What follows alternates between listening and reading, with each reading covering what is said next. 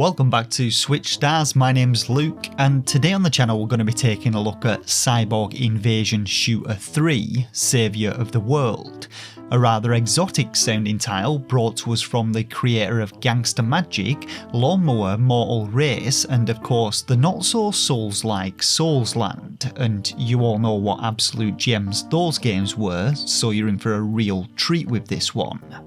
Without further ado though, drop a like if you enjoy this review, subscribe for more like it, and let's get started. So going by the game's title, you might expect to be playing as some kind of absolute badass embarking on an epic mission to save the world from a cyborg invasion, but as with previous titles, nothing whatsoever in the way of a storyline with this one, so we're fucking that one off right away. Hitting the main menu though, we get our first glimpse of our would-be hero with his printed on dot matrix eyebrows, dead grey cataract's eyes and fly-looking jacket, and by the dog tags around his neck you also know this mofo is a real military veteran as he eyeballs a multi-eyed cyborg dude with a dodgy gas mask who looks like he could have actually been a Borderlands baddie. The main menu itself though is already a sign of things to come. It's pretty half-assed with nothing but a dotted line indicating your selected level, and the options menu contains nothing but language options allowing you to switch to Japanese for some reason. Anyway, unlike the previous games, levels aren't unlocked by default and instead you have to work your way through them one after another.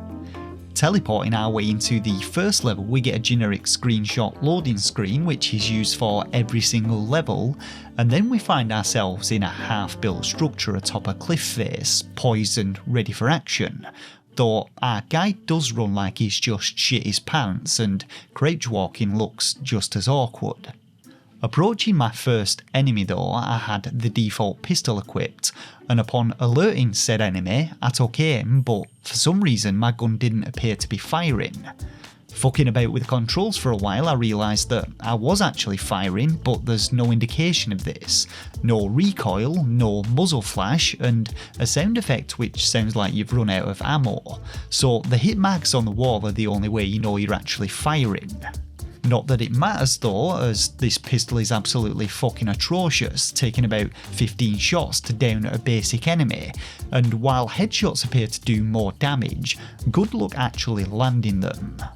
Now, the game does have 3 other weapons for you to use, the first being another pistol which is a silenced variant of the standard one, though it only comes with 10 rounds in the mag, and stealth really isn't a valid option in the game, so it's absolutely worthless. Next you have a shotgun which is about as much use as tits on a goldfish. It's underpowered, doesn't even hit where you're aiming, and most shots seem to pass right through enemies, and it also has only 5 rounds before it needs to be reloaded, which takes a fucking lifetime, so again it's not even worth considering.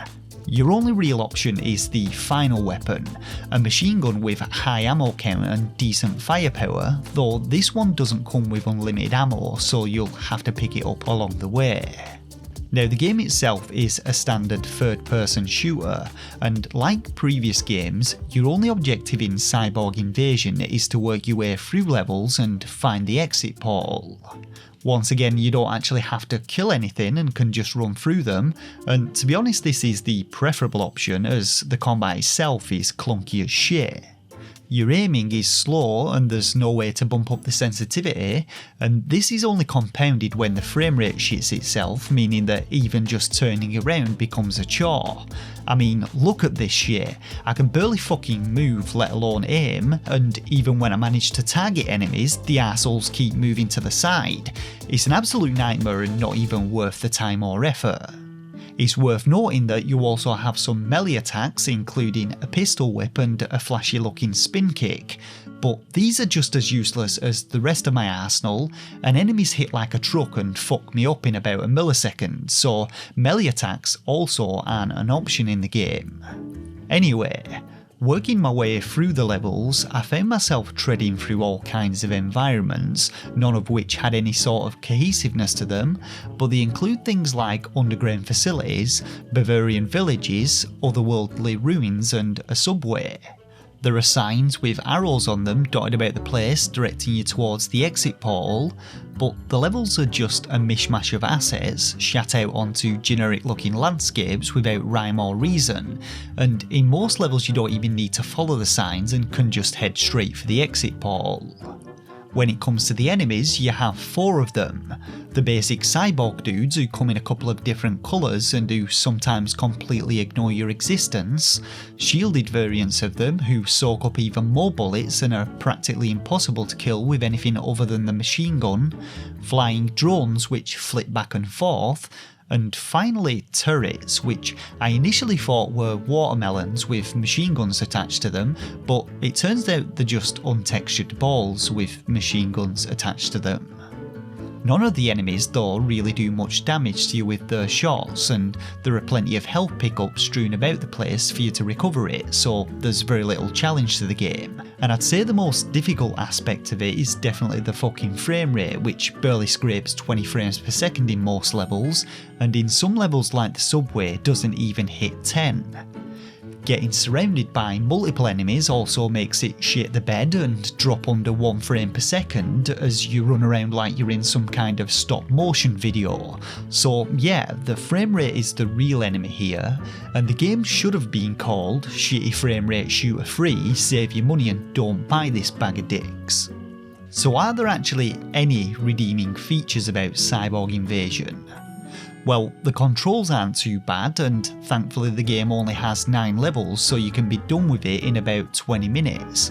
But compared to the quality of the devs' other games, this is by far the shoddiest title of the lot. Even more surprising is the fact that this is the 3rd game in the series, and you'd think by this point that some level of quality would have been established and there would be at least a little bit of depth to the gameplay. But no, this one's just a fucking atrocity and should be avoided at all costs. Level design is horrendous, enemies aren't worth fighting, the frame rate eats dicks on toast for breakfast, and water is a mere suggestion.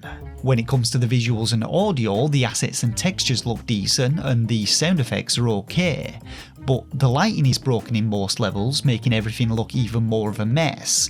It's either too bright or too dark, like this one level where you can barely make out what's what due to there being no lighting whatsoever, and everything just looks like a Sin City comic. More like Sin Shitty. Overall, Cyborg Invasion is just lacking in everything. Whether it be damage output, enemy variety, level design, lighting or frame rate, there's just not been enough thought or effort put into any of it.